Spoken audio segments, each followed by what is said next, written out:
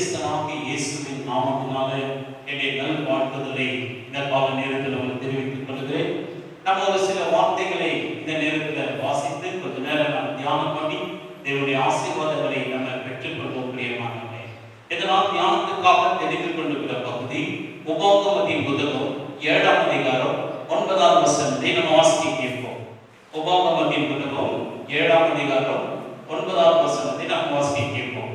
ஆகையால் உன் தேவனாகிய கர்த்தரை தேவன் என்றும் தம்மில் அன்பு கூர்ந்து தமது கற்பனைகளை கைக்கொள்ளுகிறவர்களுக்கு அவர் 1000 தலைமுறை மட்டும் உடன்படிக்கையும் தயையையும் காக்கிற உண்மையுள்ள தேவன் என்றும். ஆமென். கர்த்தருடைய நாமத்துக்கு மகிமை உண்டாகட்டும். எனக்கு அன்பான தேவனுடைய பிள்ளைகளே, நம்முடைய தேவன் பார்க்கும்போது அவருக்கு 1000 பெயர்கள் உண்டு.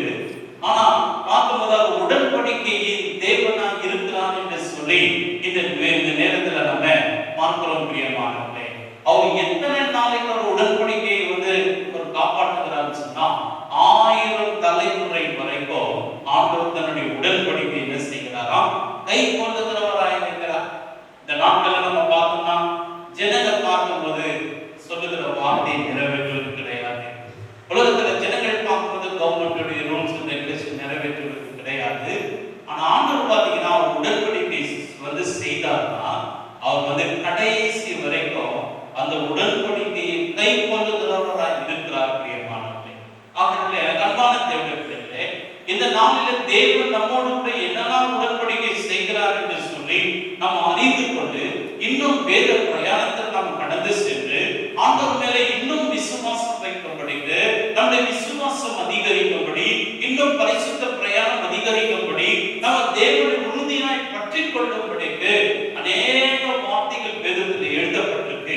ஆனா நமக்கு கொஞ்ச நேரம் இருக்கிற அப்படின்னால ஒரு சில வார்த்தைகள் மட்டும் நாம் என்ன செய்யலாம், வாசித்து நாம் தியானம் செய்யலாம். நம்முடைய தலைமுறை கூட, நம்முடைய பின்வரும் சந்ததிக்கு கூட 1000 தலைமுறை வரைக்கும் ஆண்டவருடைய உடன்படிக்கை இருக்குமானா, ஆண்டவர் நம்மோடு உடன்படிக்கை செய்கிறார் என்று சொன்னா அதை விட பெரிய ஒரு ஆசீர்வாதம் தேவையில்லை. பிரியமானவர்களே, நம்முடைய பின்வரும் சந்ததிக்கு நம்ம பொருளையோ ஆஸ்தி அந்தஸ்தையோ நம்ம சேர்த்து வைக்கிறோமோ இல்லையோ, ஆண்டவருடைய நம்ம உடன்படிக்கை நம்ம பெற்றுக்கொள்வோமானா நம் பின்வரும் சந்ததிக்கு அது அவ்வளவு ஆசீர்வாதமாய் காணப்படும். பிரியமானவர்களே, முதலாவது நம்ம ஒரு உடன்படிக்கையை நம்ம வாசிப்போம்.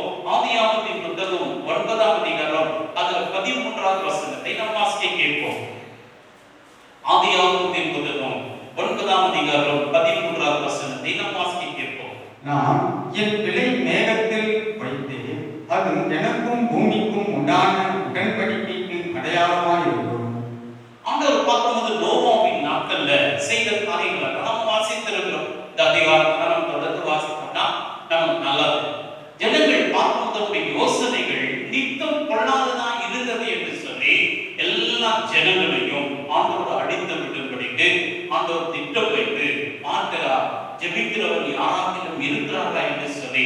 ஆனா நோவா மட்டும் முழங்கால் ஜெபிக்கிறவனாய் காணப்பட்டபடினால நோவாவையும் அவருடைய குடும்பத்தையும் பாதுகாக்கும்படிக்கு ஆண்டவர் பெரிய ஒரு பேழை ஆண்டவர் செய்ய வைத்தார். ஆண்டவர் செய்ய வைக்கும் போது அந்த பேழையை செய்து பெரிய ஒரு பேழை, அநேக அறைகள் இருந்தது. அதெல்லாம் செய்து முடித்த பிறகு அந்த பேழையை செய்யும் போது நோவா வயதான நாட்கள் ஆட்களை வைத்து செய்து கொண்டிருக்கிறார். எல்லாம் ஜனங்களும் கேலி பரியாசம் பண்ணினார்கள். நோவா வயதான நாட்கள்ல ஏன் இதை செய்கிறார், எங்க மழை கொட்ட போகுது அப்படின்னு ரொம்ப கிண்டல் பரியாசம் பண்ணார். அது மட்டும் இல்ல, நோவா அந்த வேலையெல்லாம் செய்து முடித்த பிறகு எல்லா இடங்களுக்கு சென்று மனம் திரும்புங்க, நீங்க பேழைக்குள்ள வாங்க, மழை வரப்போகுதுன்னு சொல்லி அவர் பிரசங்கித்தார். ஆனா ஒருவர் ஆண்களுடைய பிரசங்கத்தை கேட்டு மனம் திரும்பவே கிடையாது. எல்லாரும் பெண் கொடுப்பதோ, பெண் எடுப்பதோ, புசிப்பதோ, குடிப்பதோ, நல்ல என்டர்டைன்மெண்ட், என்ஜாய்மெண்ட், ரொம்ப ஜாலியா இருந்தாங்க. ஆனா பார்த்தோம்னா ஒரு நாள் மழை வந்தது. அதே போல மழை வந்த பிறகு இந்த நோவா பார்க்கும்போது நோவாவுடைய குடும்பம் முழுவதுமா அந்த பேழைக்குள்ள பிரவேசித்தார்கள். எல்லாம் இருக்குமும் பறவைகளும் எல்லாம் ஒவ்வொரு ஜோடு அதுக்குள்ள பிரவேசித்தது. எல்லாம் பிரவேசித்த பிறகு ஆண்டவர் வெளியே கடலை அடைத்து விட்டார். மழை தண்ணி தேங்க தேங்க அந்த பேழை மிதக்க ஆரம்பித்தது. இரவும் பகலும் 40 நாட்கள் பயங்கரமான கொடூரமான மழை. அது வரைக்கும் பார்க்க வேண்டும். பார்க்கும்போது ஜனங்கள் கூடுமான சமாளிக்கிறார். முடியல என்பது நோவாவே எங்களை காப்பாற்றும், கதவை தர, கதவை தர என்று சொல்லி சத்தம் போடுகிறார். அப்ப நோவா சொல்றாரு, பொதுவாவே நோவா கொஞ்சம் இரக்கமான சொல்றாரு. அவர் சொல்றாரு, ஐயோ கர்த்தர் வெளியே கதவை அடைச்சிட்டாரே, என்னால திறக்க முடியாது. ஆண்டவர் அடைச்சிட்டாரு, நான் ஒருத்தரால திறக்க முடியாது. ஆண்டவர் திறந்துடான்னு சொன்னா ஒருத்தரால அணைக்கவே முடியாது. அப்போ பார்க்கும்போது எல்லாம் பறவைகள், மிருகங்கள், எல்லா விதமான வந்துட்டு எல்லா ஜீவ ஜந்துக்கள் அழிந்து போனது, மனிதர்கள் அழிந்து போனாங்க. நோவாவின் குடும்பத்தாரை தவிர யாருமே உயிரோடு கூட இல்லை, எல்லாமே அழிந்து போனாங்க. பிறகு மழையெல்லாம் விட்ட பிறகு, நீர் தண்ணீர் எல்லாம் வந்து வற்றி போன பிறகு அந்த நோவா என்ன செய்கிறார்னா, அந்த பூமியில ஆண்டவருக்கு பலிகளை செலுத்தி அந்த இடத்துல ஆண்டவரை தொழுக செய்து அவர் தொடர்ந்து வாழ்க்கை நடத்துகிறார். அப்ப அந்த ஜனங்கள்லாம் அழியும் பொழுது ஆண்டவருக்கு ரொம்ப மனசு கஷ்டமாயிட்டு, ரொம்ப மனஸ்தாபப்படுறாரு. இனி ஜலத்தினால் அந்த ஜனங்களை அழிக்க மாட்டேன்னு சொல்லி பூமியில் இருக்கிற ஜனங்களோட ஆண்டவர் உடன்படிக்கை பண்ணினார். அந்த உடன்படிக்கைக்கு அடையாளமாக வானத்துல பார்த்தீங்கன்னா வானவில்லை வைத்தார். அது 7 விதமான கலர் ரொம்ப அழகா இருக்கும். சின்ன வயசுல இருந்து மழை பார்க்கும்போது வானவில்லை பார்த்தோம்னா ரொம்ப சந்தோஷமா இருக்கும். 7 விதமான கலர் அப்படியே ரொம்ப அழகா இருக்கும், அப்படியே ரொம்ப பெருசா தோணும். அந்த வானவில் தோன்றும் போதெல்லாம் அது என்ன அடையாளம்? பூமியில் இருக்கிற ஜனங்களோடு ஆண்டவர் உடன்படிக்கை பண்ணினா, இனி தண்ணீர்னால மழையினால நான் பூமியை அழிக்க மாட்டேன்னு சொல்லி ஆண்டவர் ஜனங்களோடு உடன்படிக்கை பண்ணினார். எனக்கு அன்பான தேவர்களே, அவர் வேதத்துல நம்ம பார்க்கும்போது அந்த இடத்துல எண்ணாகமத்தின் புத்தகம் 23ஆம் அதிகாரம் 19ஆம் வசனத்துல வாசிக்கும் போது, அவர் பொய் சொல்ல ஒரு மனிதன் அல்ல, மனம் மாற மனுக்கு திருணும் அல்ல. அவர் பொய் சொல்ல மாட்டார். ஆண்டவர் இதை செய்யறனா கண்டிப்பா செய்வாரு. அப்ப மனிதர்கள் பார்க்கும்போது அநேகர்கள் மனம் மாறுவாங்க, அப்படி மாறுவாங்க. ஆனா தேவனோ அவர் சொன்னதான். எத்தனையோ ஆயிரக்கணக்கான வருடங்கள் உருண்டி ஓடி விட்டது. ஆனாலும் பார்க்கும்போது இப்பவும் மழை வருவது வானங்களை நம்ம பார்க்க முடிகிறது. அந்த வானங்களை பார்க்கும்போது உலக ஜனங்கள் நிச்சயித்துக் கொள்கிறார்கள். எவ்வளவு மழை அதிகமானாலும், ஒரு மாதம் மழை பெய்தாலும் கவலை, ஏன்னா தண்ணீரினாலும் மழையினாலும் பூமியை நான் அழிக்க மாட்டேன் ஆண்டவர் உலக ஜனங்களோட பூமியோடு கூட அவர் உடன்படிக்கை பண்ணியிருக்கிறார். பிரியமானவர்களே, எனக்கு அன்பான தேவனுடைய பிள்ளைகளே, ஆண்டவர் 1000 தலைமுறைக்கு அவர் இரக்கம் பாராட்டுகிறவர், அவர் உடன்படிக்கை கை கொள்ளுகிறவராய் இருக்கிறார். எத்தனையோ ஆயிரம் வருடங்கள் உருண்டோடி கூட ஆண்டவர் சொன்ன வார்த்தையை அவர் கை கொள்ளுகிறார். எப்பெல்லாம் மழை வருகிறதோ அப்பெல்லாம் நம்மை ஆண்டவர் நினைவு கூறுகிறார். மழையினால உலக ஜனங்கள் அழிந்து விடக்கூடாது, என்னுடைய சாயத்தை படைக்கப்பட்ட மனிதன் அழிந்து விடக்கூடாது என்று சொல்லி ஆண்டவர் ஒருபோதும் மறக்காம, அவர் தூங்கி விடாம, அவர் பிரயாணம் விடாம அவர் சொன்னதை சரியா செய்யறாரு. மழை நாட்கள்ல வானவில் வருகிறது. அப்படி உடன்படிக்கை செய்கிறார் என்று சொன்னா, பூமியில வாழ்கிற ஜனங்கள் மீது அவ்வளவு அக்கறை உள்ளவராக இருக்கிறார். அவ்வளவு கண்ணும் கருத்துமாய் இருக்கிறார். அதை விட தேவனை தெரிந்து கொண்ட, தேவனால் தெரிந்து கொள்ளப்பட்ட தேவனுடைய பிள்ளைகளாக நம்ம மீது இன்னும் இரக்கமுள்ளவராக, இன்னும் தயவுள்ளவராக அவர் இருக்கிறார். பிரியமானவர்களே, ஆகினால்தான் சங்கீதக்காரர் சொல்றாரு, எனக்கு ஒத்தாசி ஒரு பர்வதங்களுக்கு நேராக என் கண்களை ஏறெடுக்கிறேன் என்று சொல்லி சொல்றார். பிரியமானவர்களே, பரலோகத்திலிருந்து நமக்கு ஒத்தாசி வருகிறது. உன்னதமானவரின் மறைவில் இருக்கிறவர் சர்வ வல்லவருடைய நிழலில் தங்குவான் என்று சொல்லி சங்கீதக்காரர் சொல்றாரு. அந்த உன்னதமானவரின் மறைவில் இருக்கும்போது ஆண்டவர் நம்மோடு கூட உடன்படிக்கை செய்கிறார். நீங்க வேதத்துல பார்க்கும்போது தேவனுடைய தாசர்களோடு கூட ஆண்டவர் உடன்படிக்கை பண்ணுகிறார். பிரியமானவர்களே, அந்த இடத்துல பார்த்தோம்னா ஆபிரகாமை குறித்து பார்க்கிறோம். ஆபிரகாமுடைய சரித்திரத்தை குறித்து அந்த இடத்துல நம்ம பார்க்கும்போது ஆதியாகமத்தின் புத்தகத்தில் நம்ம பார்க்கிறோம். அந்த ஒரு சில வசனத்தை மட்டும் நாம் வாசிப்போம். ஆதியாகமத்தின் புத்தகம் அந்த இடத்துல 15ஆம் அதிகாரம் நம்ம 5-6 வாசிப்போம். ஆதியாகமத்தின் புத்தகம் 15ஆம் அதிகாரம் வசனம் 5-6 வாசிப்போம். அவர் அவனை வெளியே அழைத்து, நீ வானத்தை அண்ணாந்து பார், நட்சத்திரங்களை எண்ண உன்னாலே கூடுமானால் அவைகளை எண்ணு என்று சொல்லி, பின்பு அவனை நோக்கி, உன் சந்ததி எவ்வளமாய் இருக்கும் என்றார். அவன் கர்த்தரை விசுவாசித்தான், அதை அவர் அவனுக்கு நீதியாக எண்ணினார். அதனால எனக்கு அன்பான தேவனுடைய பிள்ளைகளே, ஆபிரகாம் தேவனை விசுவாசித்தார். ஆண்டவர் சொல்லும் பொழுது ஊர் என்கிற தன்னுடைய ஊரை விட்டு, தன்னுடைய ஜாதி ஜனங்களை எல்லாமே விட்டு விசுவாசம் வைத்து ஆண்டவர் சொன்ன ஊருக்கு அவர் கடந்து வந்தார். கானான் தேசத்துல அவர் கால்நடையாய் சுற்றி திரிகிறார். அவருக்கு 90 வயதாகியோ 99 வயதாகியோ குழந்தை இல்லை. அப்போ ஆண்டவர்கிட்ட கேட்கிறார், ஆண்டவரே நீங்க எனக்கு என்ன செய்வீங்க அப்படின்னு சொன்ன உடனே ஆண்டவர் சொல்றாரு, வானத்தின் நட்சத்திரங்களை அண்ணாந்து பார், கடற்கரை மணலை பார், அவைகளை என்ன கூடுமானால் உன் சந்ததி என்ன கூடும், அநேக ஜாதிகளுக்கு நீ தகப்பனாய் இருப்பாய் என்று சொல்லி ஆண்டவர் உடன்படிக்கை பண்ணுகிறார். ஆபிரகாமுக்கு அவர் வாக்குத்தத்தம் கொடுக்கிறார், வாக்கு கொடுக்கிறார். பல ஜாதிகளுக்கு நீ தகப்பனாய் இருப்பேன்னு சொல்லி ஆண்டவர் திட்டம் தெரியுமா. அப்பொழுது ஒன்றும் இல்லை. ஆனால் அநேக காலங்கள் கடந்து போகும்போது பார்த்தீங்கன்னா அநேக ஜனங்கள் பள்ளிக்கு பெறுகிறார். ஆபிரகாமுக்கு 100 வயதாகும் போது, அவருடைய மனைவிக்கு 90 வயதாகும் போது ஒரு குமாரனை பெற்றெடுத்து இதை கேட்கிற எல்லாமே நகைப்பார் என்று அவர் ஈசாக் என்று சொல்லி பேர். ஈசாக் பார்த்தீங்கன்னா அப்படியே சந்ததி சந்ததியா யாக்கோபு என்று பெருகி, யாக்கோபு 12 குமாரர்கள் குமார்த்தின்னு சொல்லி அநேக பேர் பெருகி ஆயிரக்கணக்கான லட்சக்கணக்கான என்ன செய்யறாங்க, மாறுறாங்க. ஆண்டவர் முதலாவது ஆபிரகாமுக்கு செய்த அந்த உடன்படிக்கை என்ன என்று சொன்னா, பல ஜாதிகளுக்கு நீ தகப்பனாவா என்று சொல்லி அந்த இடத்துல சொல்றாரு. இரண்டாவது ஆண்டவர் என்ன உடன்படிக்கை பண்ணுகிறார் சொன்னா, அந்த இடத்துல நீ கால் வைத்து நடக்கும், நீ சுற்றி திரியும் இந்த பூமியை கானான் தேசத்தை உனக்கு உன் சந்ததிக்கு நான் கொடுப்பேன் என்று ஆண்டவர் வாக்குத்தத்தம் பண்ணுகிறார். ஆண்டவர் உடன்படிக்கை பண்ணுகிறார். ஆபிரகாமுக்கு 2 விதமான உடன்படிக்கை பண்ணுகிறார். அதே போல பார்த்தீங்கன்னா ஆண்டவர் சொல்லி பல நாட்கள் ஆகியோ அது நிறைவேறாமல் இருந்தது. தேவன் காலத்தையும் நேரத்தையும் சகல விதமான காரியங்களுக்கோ அவர் குறிப்பிடுகிறவர்களாக இருக்கிறார். நேரமான பிறகு பார்க்கும்போது அந்த சாராள் கர்ப்பம் தரித்து ஒரு குமாரனை பெற்றெடுக்கிறார். அதே போல பார்த்தீங்கன்னா 400 வருடங்கள் படித்து உன்னுடைய 400 வருடங்கள் உன்னுடைய சந்ததி எகிப்து தேசத்தில் இருப்பாங்க. பிறகு அவங்க விடுவிக்கப்பட்டு மீண்டுமாய் கானான் தேசத்தில் குடியேறுவார்கள் என்று சொல்லி ஆண்டவர் உடன்படிக்கை செய்து கொண்டிருந்தார். ஆபிரகாமின் உண்மை நிமித்தம், ஆபிரகாமுடைய அந்த விசுவாசத்தின் நிமித்தம் ஆபிரகாமோடு கூட ஆண்டவர் உடன்படிக்கை செய்கிறார். எல்லாரோடும் ஆண்டவர் உடன்படிக்கை செய்வதில்லை. தேவனிடத்துல யார் விசுவாசமா இருக்கிறார்களோ, யாரெல்லாம் தேவனை உத்தமமாய் பின்பற்றுகிறார்களோ, யாரெல்லாம் தேவனுடைய காரியங்களை வாஞ்சியுள்ளவர்களாக இருக்கிறார்களோ, யாரெல்லாம் தேவனுக்காக தியாகம் செய்கிறார்களோ, யாரெல்லாம் தேவனுக்காக பிரயாணம் செய்கிறார்களோ, யாரெல்லாம் தேவனுக்காக பிரகாசிக்கிறார்களோ, தேவனுடைய ராஜ்யம் கட்ட வேண்டும் என்று அவங்க பிரயாசப்படுகிறார்களோ, அப்படிப்பட்ட சின்னங்களோடு தான் ஆண்டவர் உடன்படிக்கை செய்கிறார். ஆபிரகாம் எந்த விதமான எதிர்பார்ப்பும் இல்லாமல் தன்னுடைய சொந்த ஊரை விட்டு புறப்பட்டு வந்தார். அவருடைய விசுவாசம், அவருடைய கீழ்ப்படிதல், அவருடைய உண்மை எல்லாவற்றையும் பார்த்துதான் ஆபிரகாமோடு உடன்படிக்கை செய்கிறார். என கண்மன தேவனுடைய இந்த நாளில் ஆண்டவர் உன்னோடு கூட உடன்படிக்கை செய்ய ஆயத்தமா இருக்கிறார். ஆனால் நீ தேவன் எல்லா நேரங்களிலும் விசுவாசிக்க ஆயத்தமா இருக்கிறாயா?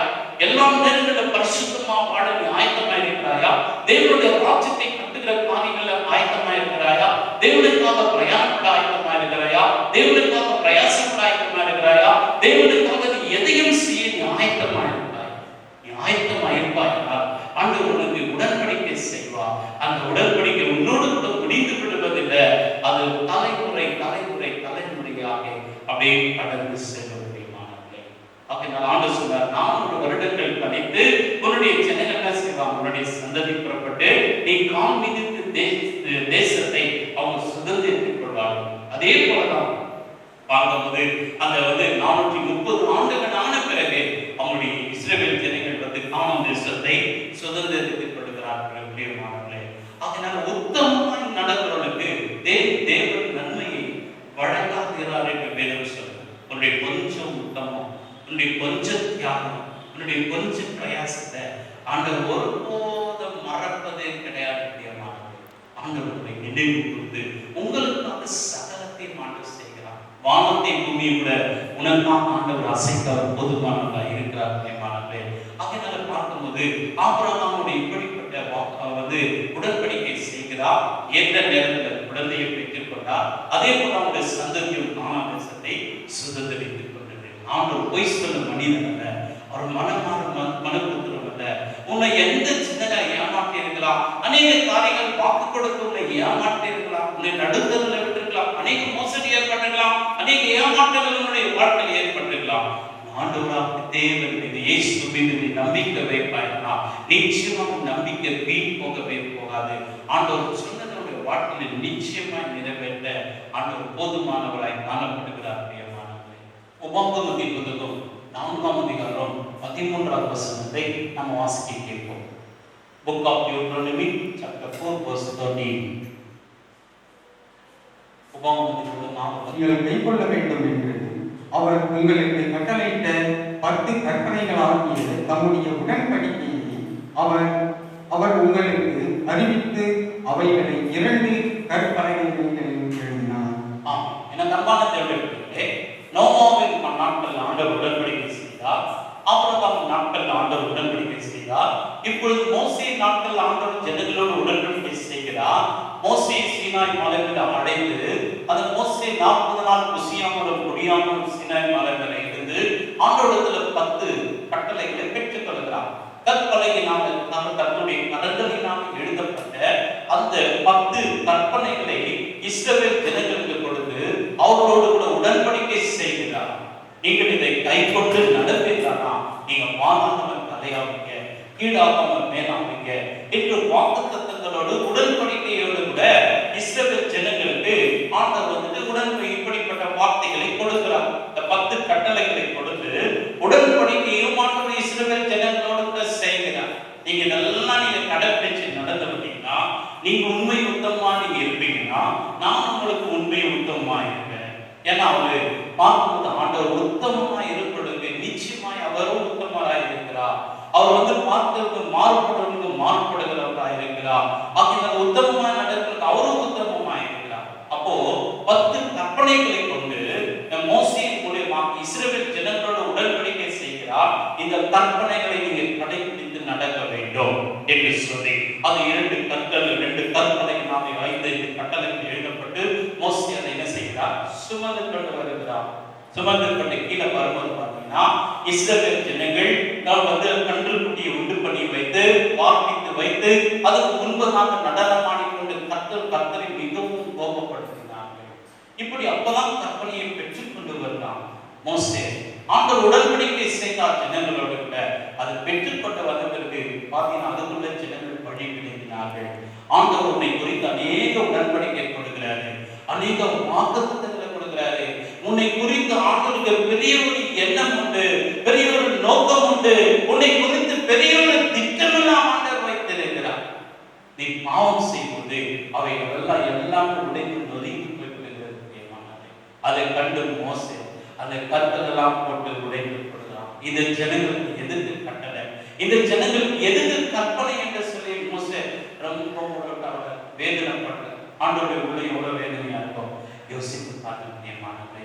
ஒரு சிறு குழந்தைய பெற்றோர்கள் பார்ப்பது தகவலும் தாயும் அவ்வளவு கண்ணு கலக்கமா ஊட்டி வளர்த்து அதுக்கு தேவையானதெல்லாம் கொடுத்து அழகான வஸ்திரம் எல்லாம் கொடுத்து விட்டு அந்த குழந்தைய போட்டோ எடுத்து அந்த குழந்தையை குறித்து எல்லாருடைய பெருமையும் சொல்வாங்க. என்னுடைய பையன் பெரிய ஒரு இன்ஜினியரா வரப்போறான், பெரிய ஒரு டாக்டரா வரப்போறான், பெரிய ஒரு சயின்டிஸ்டா வரப்போறான் அப்படின்னு சொல்லி பிள்ளையை குறித்து தானே அந்த யோசனைகள் பெற்றோர்கள் தகப்பனும் தாய்க்கோ தரிசனத்தை சுமந்து அந்த பிள்ளைகளை அவங்க வளர்த்து கொண்டிருப்பாங்க.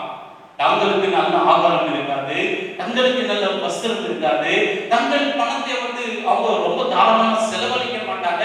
எல்லாத்தையும் இறுக்கி பிடித்து பிள்ளைகளுக்கு தாராளமா கொடுப்பாங்க. பிள்ளைகளுக்கு கஷ்டமே தெரியாம வளர்ப்பாங்க. அந்த பிள்ளை நல்லா வளர்ந்து அந்த பிள்ளை படிக்காம தெருவா சுத்திக்கிட்டு அது போதை பொருள் அடிமையாகி அருவருப்பா இருந்தா பெற்றோர்கள் உள்ள எப்படி உடைய யோசித்து பாருங்க.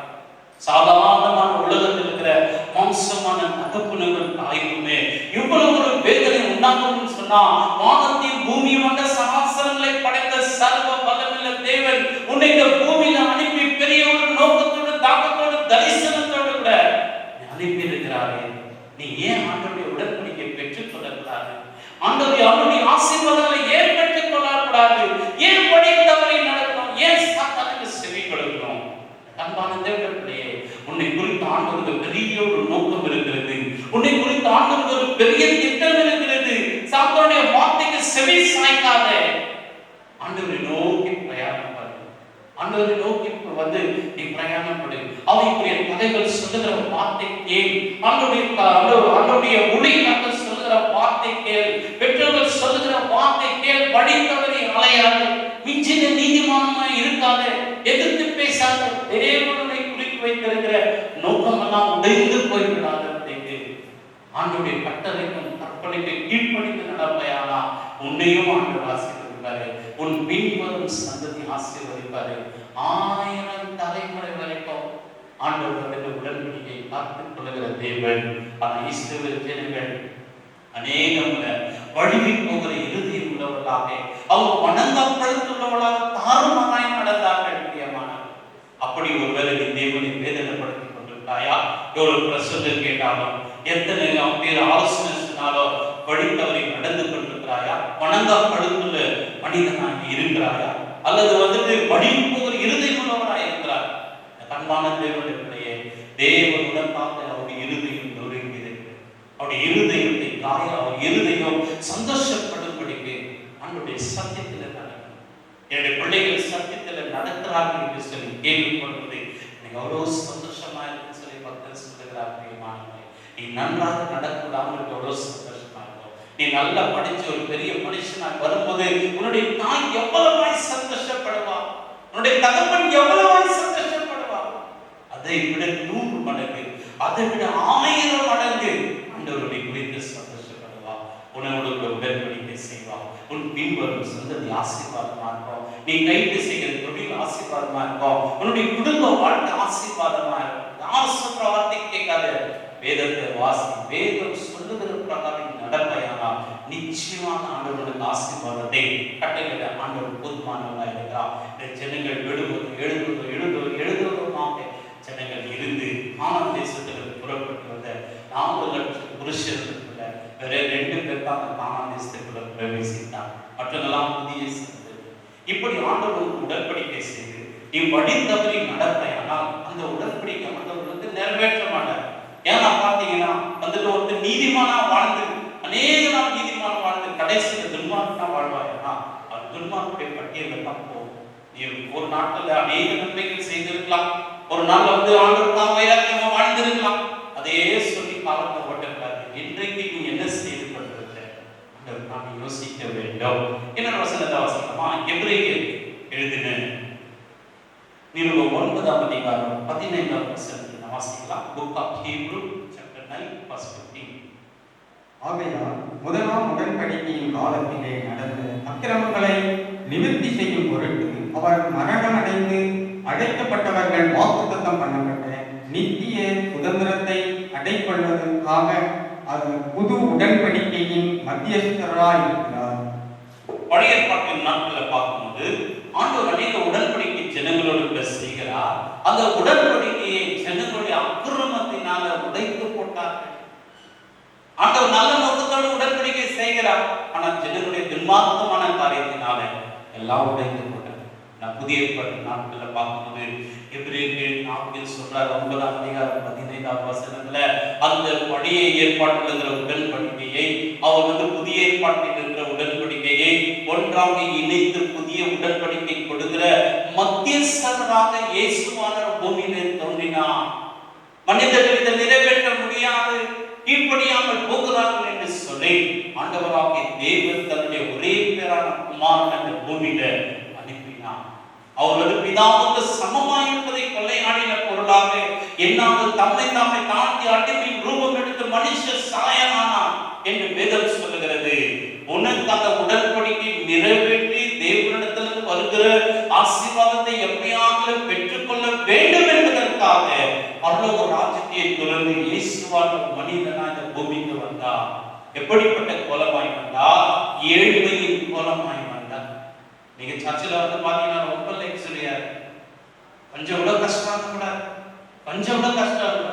ஆனா இயேசுவான பிறக்கிறதுக்கு சத்தத்தில் இடம் கொடுத்து யாரும் வீட்டில் இடம் கொடுக்கிறது. ஏழ்மையின் கோலமாய் வந்தார்.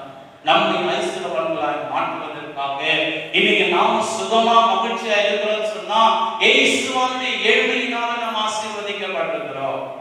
அவர் அடிமையின் ரூபம் எடுத்து மனுஷ சாயலாக வாழ்ந்து இந்த பூமியில 30 வயது வரைக்கும் பெற்றோர்களோடு கூட அவர் கீழ்ப்படிந்து செய்து கொண்டிருந்தார். 31ஆம் வயது ஆரம்பிக்கும் பொழுது அந்த இடத்துல யோவான் ஸ்நானனிடத்தில் ஞானஸ்நானம் பெற்று கரையேறிய பிறகு பரிசுத்த ஆவியானுடைய அபிஷேகத்தை பெற்றுக்கொண்டு அப்பொழுது வானத்திலிருந்து சத்தம் உண்டாக இவரின் நேசகுமாரன் மேல் பிரியமாயிருந்தது. பிறகு 40 நாள் உபவாசித்து அன்றைய ஊழியத்தை செய்கிறார். ஊழியத்தை செய்து அவர் பட்டி தொட்டி கிராமங்களை கடந்து சென்று ஆண்டுடைய வாட்சத்தை குறித்து பிரசங்கித்து அநேக பேருக்கு நன்மை செய்கிறார். குருடர் பார்வையடைகிறார், சப்பானிகள் நடக்கிறார்கள். பார்க்கும்போது பார்த்தீங்கன்னா மரித்தவர்கள் உயிரோடு எழுப்புகிறார்கள். இயற்கைக்கு அப்பாற்பட்ட காரியங்கள் அற்புத அடையாளங்களை செய்கிறார். காற்றையும் கடலையும் அதட்டுகிறார். ஜனங்களுக்கு சுகத்தை உண்டாக்குகிறார். பிரியமானவர்களே, இப்படி பண்ணி தீர்க்கதரிசிகள் சொல்லுகிற தீர்க்கதரிசன வார்த்தை நிறைவேறும்படி பிதாவாகிய தேவன் நமக்கு திட்டமிட்ட காரியங்கள் நிறைவேறும்படிக்கு இயேசுவானவர் அந்த இடத்துல வந்து சிலுவையில் அடிக்கப்பட்டார். சிலுவையில் அடிக்கப்பட்டு 3 ஆணிகளால் தொங்கி அந்த இடத்துல அவருடைய சரீரத்தில் ரத்தம் தண்ணீரெல்லாம் வடிந்து போகிற வரைக்கும் அந்த சிலுவையில் தொங்கிக் கொண்டிருந்தார். பாடுகள், நமக்காக பாடுகள், நமக்காக கஷ்டங்கள், வேதனைகள் பட்டார். நமக்கு சமாதானத்தை உண்டு பண்ண மாக்கினி அவர் மேல் வந்தது. அவருடைய தழும்புகளால் சுகமானோம் என்று ஏசாயா சொல்லுகிறார். அவருடைய தழும்புகளால் நாம் சுகமானோம். நாம் சுகமாயிருக்கணும் சொல்லி தன்னுடைய குமாரனாக இயேசுவை அடிக்க ஒப்பு கொடுத்தார். நம்ம பிள்ளைகளாக போய் ஒப்பு கொடுப்போமா? இதாமாக தேவன் தன் குமாரனை ஒப்பு கொடுத்தார். அவர் ஒப்பு கொடுத்த அப்படின்னா அவரும் இந்த பூமியிலிருந்து எல்லா பாடுகளும் கஷ்டங்களை நமக்கு அனுபவித்து அந்த சிலுவையில் மறித்தார். உலகத்தினுடைய எல்லா பாவம் அவர் மேல இருந்துச்சு. அவர் வந்து என்ன செஞ்சாரு? மறித்தார். மறித்து அடக்கம் பண்ணப்பட்ட 3ஆம் நாள் உயிரோடு எழுந்தார். இயேசுவானவர் இவரை குறித்து சொல்லுகிறார். பிதாவாகிய தேவன் இவரை குறித்து சொல்லுகிறார். இயேசுவானவரை குறித்து யோவான் 1ஆம் அதிகாரம் 12ஆம் வசனத்தை நாம் வாசிப்போம். அவருடைய நாமத்தின் மேல் விசுவாசம் உள்ளவர்கள், அவருடைய நாமத்தின் மேல் விசுவாசம் உள்ளவர்களாம், அவரை ஏற்றுக்கொண்டவர்கள், அவர்களை ஏற்றுக்கொண்டவர்கள் எத்தனை பேர்களோ அத்தனை பேர்களோ தேவனுடைய பிள்ளைகளாகும்படி அதிகாரம் கொடுத்தான். இயேசுவே, இந்த பாவங்களுக்காக மனஸ்தாபப்படுகிற என் உள்ளத்துல வாங்க, உம்மை இரட்சகராய் ஏற்றுக்கொள்கிற, ராஜாவை ஏற்றுக்கொள்கிற, மீட்பராய் ஏற்றுக்கொள்கிற, மேசாயாவை ஏற்றுக்கொள்கிற நீ சொல்லுவாயானா அப்பா பிதாவே என்று கூப்பிடும்படியான புத்திர சுவீகாரத்தை நீ பெற்றுக்கொண்ட. இந்த புத்திர சுவீகாரத்தை உரிமை உனக்கு தானா வந்தல்ல, ஆண்டவராக இயேசு கிறிஸ்து உனக்காக அடிக்கப்பட்டு அந்த ரத்தத்தினால உடன்படிக்கை செய்தார். இயேசுவோட ரத்தத்தினால் அவர் உடன்படிக்கை செய்ததுனால நீ வந்து பிதாவுக்கு குமாரனாய் மாறி இருக்கிறார், பிதாவுக்கு குமார்த்தியாய் மாறி இருக்கிறார். இது தானாய் உனக்கு இதற்கு வந்து ஆசீர்வாதம் கிடைத்து விடவில்லை. இயேசுவோட மரண பாடுகளை நினைவு. அதனாலதான் இயேசுவானவர் சொல்றாரு, இதை நினைவு கூறும்படி இதை செய்யுங்கள் என்று. 1 கொரிந்தியர் 11ஆம் அதிகாரத்துல வாசிக்கப்பட்டனா அந்த இடத்துல பவுல் அழகாய் சொல்றார். இதை நினைவு கூறணும். அவருடைய மரண பாடுகளை நினைவு கூறணும். அவர் நமக்காக பட்ட பாடுகளை நினைவு கூறணும். பிதாவுக்கு குமாரனாய் குமார்த்தியாய் என்று இருக்கிறோம். அப்பா பிதாவே என்று கூப்பிடுகிற உரிமை என்று சொன்னாது யார் மூலியமா வந்ததுன்னு சொன்னா இயேசுவோட தியாகத்தின் மூலியமாய் வந்தது. இயேசுவானவர் தன் ரத்தத்தை சிந்தி அந்த இடத்துல உடன்படிக்கை செய்து பிதாவுக்கும் நமக்கு இருக்கிற அவர் பதவியை எடுத்து போட்டு அந்த பிதாவானவர் நம்மையும் இணைத்து வைத்தார். இப்போ பிதாவா இருக்கிறோம், நம்ம குமாரனா இருக்கிறோம். இன்னைக்கு நம்ம ஜெபம் பண்றோம், இன்னைக்கு வேதம் வாசிக்கிறோம். நம்ம ஜெபம் பண்ணோம்னா ஆண்டவர் எல்லாமே காரியங்களை செய்யறாரு. நம்ம உரிமையா எல்லாமே காரியங்கள் செய்கிறோம் சொன்னோம். இயேசுவானவர் அவருடைய ரத்தத்தினாலே நம்மோடு உடன்படிக்கை செய்திருக்கிறார். அந்த ரத்தத்தை கண்டு பிதாவாக தேவன் மனம் பெருகி நம்முடைய பாவங்கள் எல்லாம் மன்னித்து என்ன செய்யலாம், அவருடைய குமாரர்களாக குமார்த்திகளாக ஏற்றுக்கொண்டார். நேரடியாக போனா நம்ம ஏற்றுக்கொள்வது தகுதியற்றவர்களாக இருக்கிறோம். நம்முடைய சிந்தனை செயல்பாடுகள் எல்லாம் நித்தமும் மோசமாயிருக்கிறது. இயேசுவோட தியாகத்தினால அவர் சிந்தின ரத்தத்தினால நம்மோடு கூட உடன்படிக்கை செய்ததினால இன்று நாம் அப்பா பிதாவே என்று கூப்பிடுகிறோம். அதான் யோவான் 1:12 சொல்லப்பட்டது. அதெல்லாம் ஆண்டவரை உள்ளத்துல ஏற்றுக்கொள்கிறார்களோ அவெல்லாம் தேவனுடைய பிள்ளைகளாக அவருடைய கட்டளையிட்டார். இயேசுவை உள்ளத்துல ஏற்றுக்கொள்ளல சொன்னா பிதாவுக்கு உனக்கு எந்த சம்பந்தமே இல்லை. நீ தான தர்மம் செய்யலாம், பல காரியத்தை செய்யலாம். ஆண்டவர் உனக்கு சம்பந்தம் இல்லை, தேவனுடைய ராஜ்யத்தில் பிரவேசிக்க முடியாது. இயேசுவான யோவான் சுவிசேஷம் 14ஆம் அதிகாரம் 6வது வசனத்துல அழகா சொல்றாரு, நானே வழியும் சத்தியமும் ஜீவனுமாய் இருக்கிறேன், என்னாலே அல்லாமல் ஒருவனும் பிதாவிடத்துல செல்லலாம், பிதாவிடத்துல பிரவேசிக்க முடியாது. இனி கூட ஜெபம் பண்ணி முடிக்கும் போது இயேசுவின் நாமத்தினால கேட்டுக்கொள்கிறேன் நல்ல பிதாவேன்னு சொல்லுவோம். இயேசுவான ரத்தத்தின் மூலமா தான் பிதாவோடு உடன்படிக்கை, குமாரன் நம்மளுக்கு உடன்படிக்கை செய்திருக்கிறார்.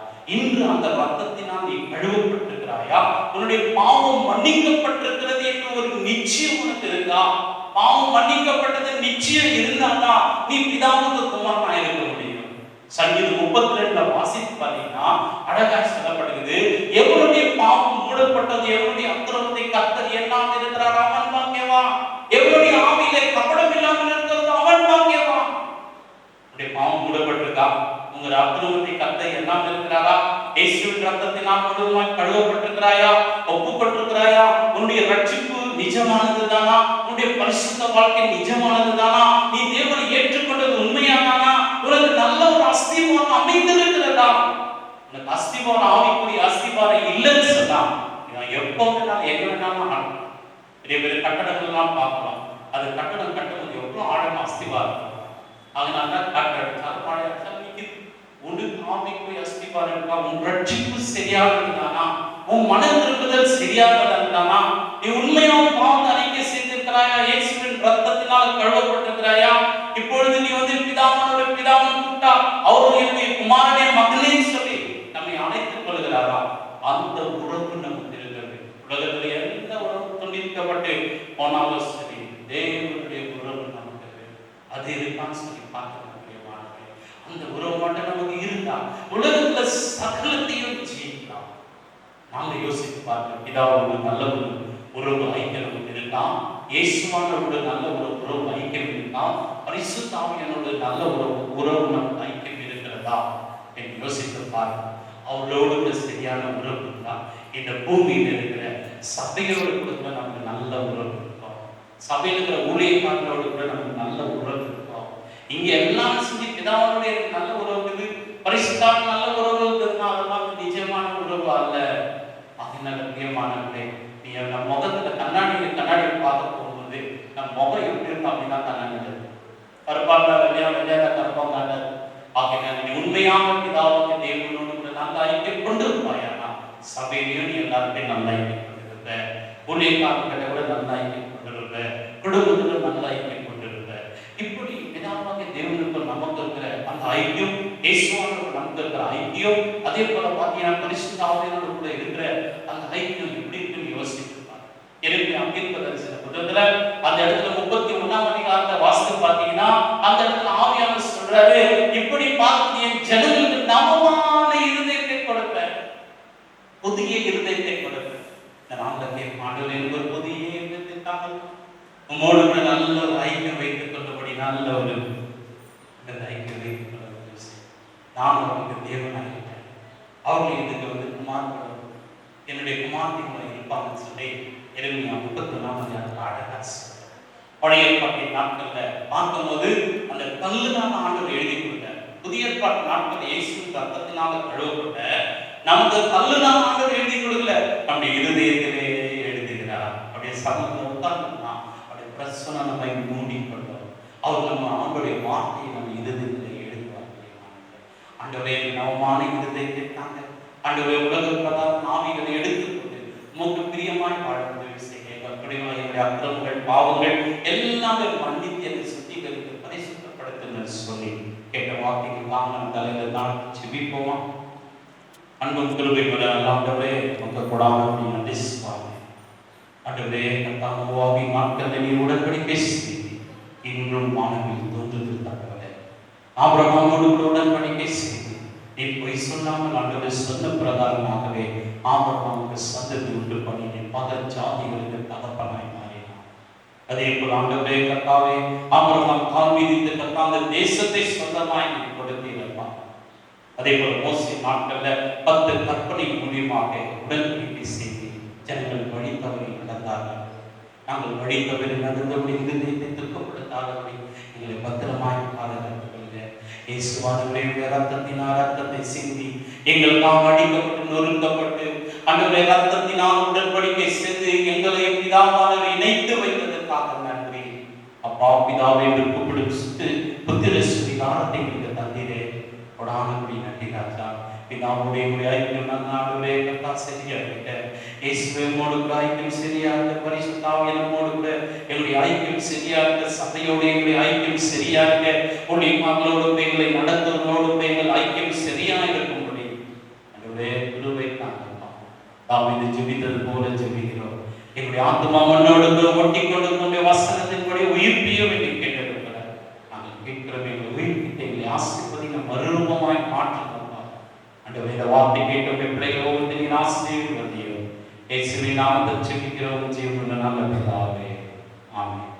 என் ஆத்மாவே கர்த்தரை ஸ்தோத்திரி, என் முழுவதுமே அவர் பரிசுத்த நாமத்தை ஸ்தோத்திரி. என் ஆத்மாவே கர்த்தரை ஸ்தோத்திரி, கர்த்தர் செய்த சகல உபகாரங்களையும் மறவாதே. ஆமென். கர்த்தராகிய இயேசுவின் கிருபையும் பிதாவாகிய தேவனுடைய அன்பும் பரிசுத்த ஆவியானவருடைய ஐக்கியமும் சமாதானமும் வழிநடத்துதலும் சந்தோஷம் என்றும் என்றும் சதா காலங்களில் என்றும் தங்கியிருப்பதாக.